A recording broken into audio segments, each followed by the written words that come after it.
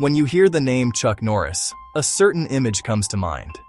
It's an image forged in the crucible of pop culture, an icon recognized instantly across generations and continents. It is an image of unwavering strength, of profound discipline, and of an unstoppable force. This is the persona, the legend. For some, you might picture a Texas Ranger, a modern-day lawman with an old-school moral compass, his body a weapon, a powerful roundhouse kick always ready to deliver swift, decisive justice. He represents order in a chaotic world. For a younger generation, you might think of the endless stream of internet jokes, the now famous Chuck Norris facts. These jokes transformed him into a figure of mythical power, a modern tall tale. He became a man who can divide by zero, count to infinity twice, and even make onions cry. The hyperbole only cemented his legendary status. This is the legend of Chuck Norris, a cultural icon known and celebrated around the globe. He is more than just an actor or a martial artist. He is a symbol of American toughness and a hero to millions, especially to the people who grew up watching his films and his long-running television shows. This is the man the world thinks it knows, a figure seemingly carved from granite and grit, whose very name is synonymous with resilience. But this image, as powerful as it is, only tells half the story. Because before the legend, there was a man. And before the man, there was a boy. And this boy was not born a hero. He wasn't born a fighter. He was not born with supernatural strength or the kind of unbreakable confidence that would later define his public persona. He was born Carlos Ray Norris on March 10, 1940, in the small, unassuming town of Ryan, Oklahoma, during the twilight of the Great Depression. His early life was marked by profound hardship, not heroism. Poverty was a constant companion.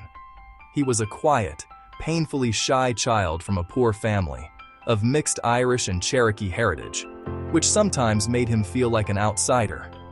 His family was often moving from place to place, searching for work and stability that rarely lasted. He was not the strongest or the most popular kid in school. He wasn't the star athlete or the class clown. In fact, by his own admission, he was the opposite. He was an average, even unathletic boy who had to face the sting of bullies and, perhaps more painfully, his own crushing feelings of inadequacy. This quiet, introverted child was a far cry from the powerful, confident persona he would one day become. This story is about the incredible journey between those 2 points. It's about the space between the boy who was and the man who would be. It is the story of how that quiet boy from Oklahoma, through sheer force of will, transformed himself into the global icon known as Chuck Norris. It is a tale that follows a classic, timeless path, one we have seen in myths and legends for thousands of years, the archetypal hero's journey. This journey is not just about becoming famous or wealthy. It is about overcoming immense challenges, both from the outside world and, more importantly, from within. It is about answering a call to adventure, leaving the familiar world behind, facing a series of difficult trials, and eventually returning home with a new understanding of oneself and the world. This is the path that took a boy named Carlos and forged him, through fire and discipline, into the legend of Chuck. This essay will explore that incredible transformation, examining the key moments and decisions that defined his path. We will trace his steps from a humble and difficult childhood in the American heartland to the disciplined airman who discovered his life's calling in a foreign land. We will follow him through the grueling world of martial arts tournaments, the unforgiving business of Hollywood, and ultimately, the creation of a global brand that transcends entertainment. It is a story that answers a fundamental question. How did a shy, unassuming, and non-athletic boy build himself, step by painful step, into one of the most recognized symbols of strength and resilience in modern culture? The answer is a testament to the power of human potential. Our story starts where all great stories do, at the beginning. The hero's journey framework gives us a map to follow this life. The first stage is the hero's ordinary world. Humble origins, poverty, instability, rural Oklahoma, rural Texas. His family faced significant struggles. These years shaped his character. They taught him hardship, They planted a desire to be stronger, to protect himself, to protect those he cared about. Not a world of comfort or privilege, a world that demanded resilience. Every hero hears a call to adventure. For Chuck, it wasn't cinematic. It came in the quiet discipline of military service. He joined the United States Air Force after high school. He was sent to Osan Air Base in South Korea, thousands of miles from home. There he first encountered Tang Soo-do. This was his call to action. He saw power in the movements. He saw discipline in the form. It resonated with him deeply. A path to the strength and confidence he lacked. Answering the call is never easy. Trials, tests, tribulations. His early training was brutal and demanding. Setbacks, injuries, moments of doubt. After the military, he built a life from nothing, working odd jobs, teaching karate at night. He entered competitive martial arts tournaments. He faced defeat many times before victory. These trials tempered his body and his mind, building unshakable determination. This essay will follow the journey, act by act. Early life, the call to adventure. Trials in the competitive arena. Difficult entry into Hollywood. Transformation into film and television star. The birth of the Chuck Norris legend. His return as a celebrity, as a mentor, as a philanthropist, as a cultural figure. A legacy of fact and fantastic myth. Chuck Norris didn't just play a hero, he lived the journey himself. Every hero's story begins in an ordinary world, a place that seems far from adventure or destiny. It's a landscape of the familiar, the routine, and often the difficult. This starting point isn't a grand stage, but a humble, often overlooked corner of the world where character is forged in silence, long before it's ever tested in the spotlight. For Carlos Ray Norris, that world was the small, dusty town of Ryan, Oklahoma, a place etched by the harsh winds of the plains and the lingering shadows of the Great Depression. Life here was stripped to its essentials: work, family, and survival. He was born on March 10, 1940, the eldest of 3 boys, into a life that was anything but easy. His family was poor, grappling with the economic aftershocks that still rattled rural America. His father, Ray Norris, was a truck driver and mechanic, a man who worked with his hands but was haunted by his own demons. He struggled with a severe drinking problem, an illness that cast a long, unpredictable shadow over the family. The instability it created meant that moments of paternal affection were often followed by periods of absence and turmoil, leaving a young Carlos with a confusing mix of love and fear. In the eye of this storm was his mother, Wilma Norris. She held the family together with a quiet, unshakable strength, anchored by a deep religious faith. She was the source of stability, the one who ensured there was food on the table and a moral compass to guide her sons. Her resilience was a constant, a silent lesson in enduring hardship with grace. But it was a constant battle against poverty and the emotional strain of her husband's addiction. The Norris family's life was nomadic. They moved frequently, chasing rumors of work and the elusive promise of a better life. From Oklahoma, they drifted to Arizona and eventually to California, living in a series of small towns and humble, sparsely furnished homes. For a young boy, this constant uprooting was profoundly unsettling. Each move meant leaving behind the familiar, however meager it was. There was little chance to put down roots, to build lasting friendships, or to feel a sense of belonging.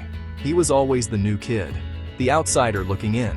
Each new town brought a new school and a new set of challenges. This unstable environment, combined with his mixed Irish and Cherokee heritage, made him a target. He was not athletic, not academically gifted, just a quiet, non-confrontational boy trying to remain invisible. This experience deepened his introverted nature. He was not a boisterous or outgoing child. Instead, he was quiet and reserved, retreating into a rich inner world of daydreams. He found solace in his own thoughts as he navigated the difficult world around him. His ordinary world was one of profound uncertainty. The main goal was not fame or glory.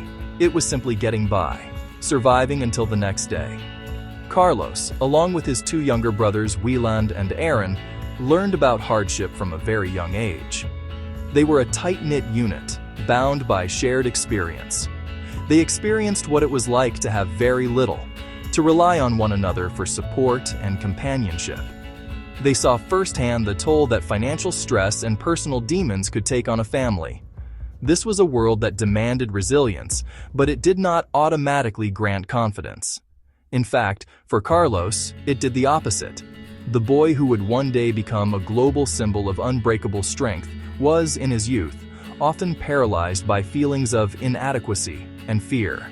He was physically small, unathletic, and painfully shy. He was not yet a hero. He was just a boy, trying to find his place in a world that seemed to have no place for him. Yet this ordinary world, though difficult, was the crucible that began to shape his character. The poverty he experienced instilled in him a powerful, lifelong work ethic and a deep-seated desire for stability. The chaos of his family life, particularly his father's struggles, created a powerful longing for discipline and control. He saw firsthand how a lack of self-mastery could destroy a person and hurt everyone around them.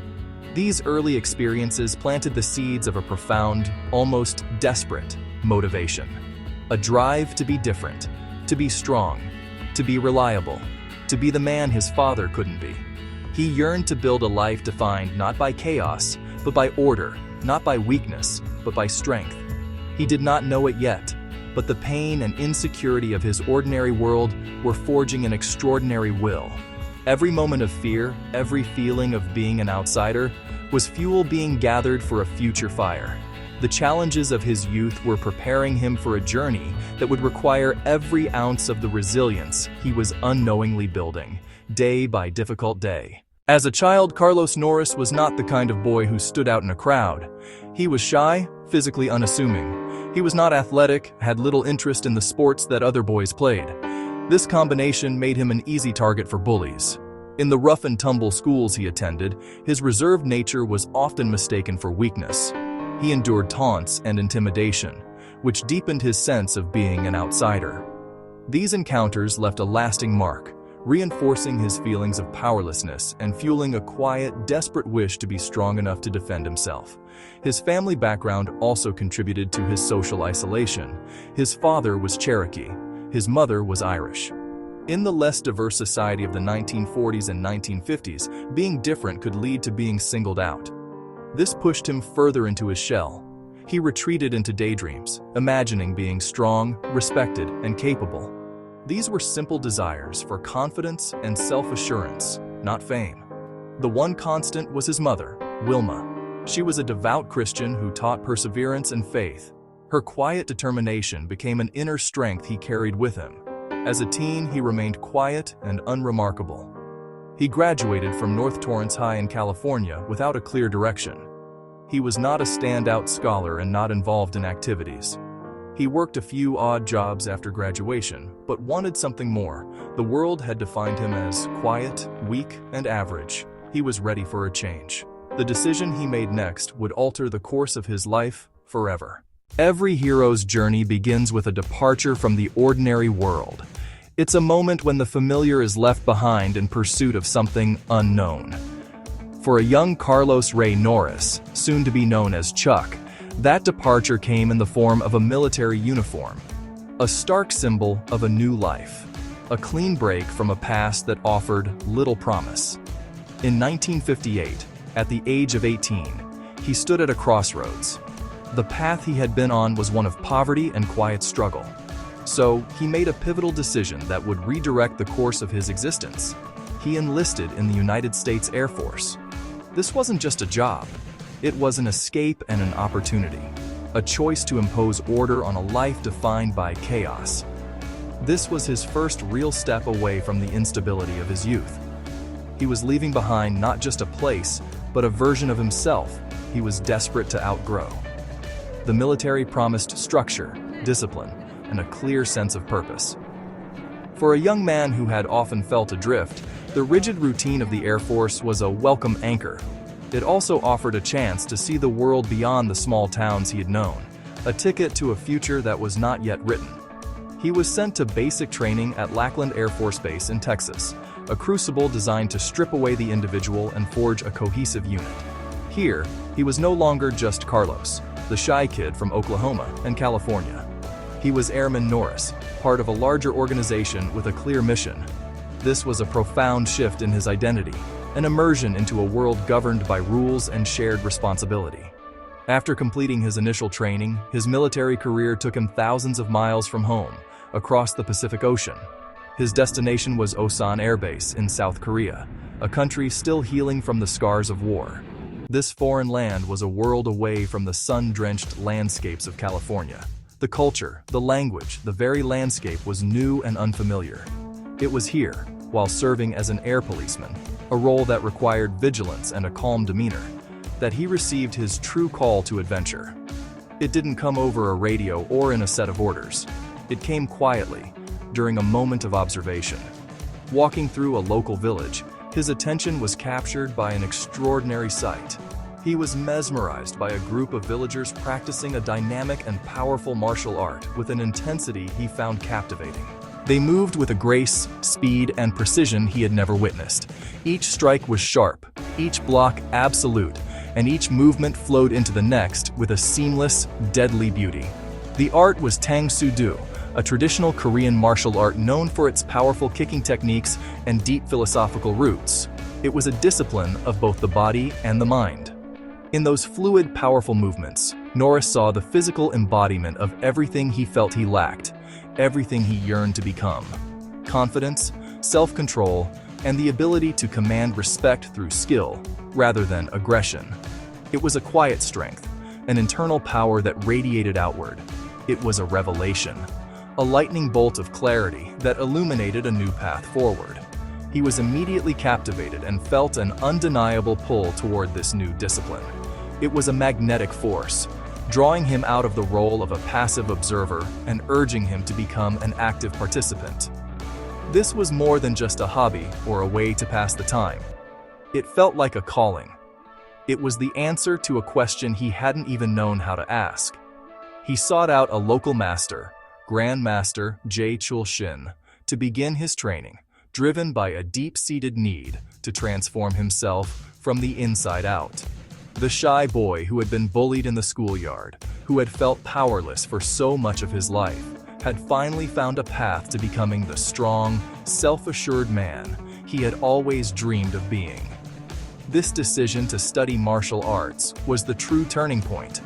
His enlistment had taken him from his ordinary world, but this was the moment he consciously chose to answer the call to adventure, to step onto a path of rigorous, often painful, self-improvement.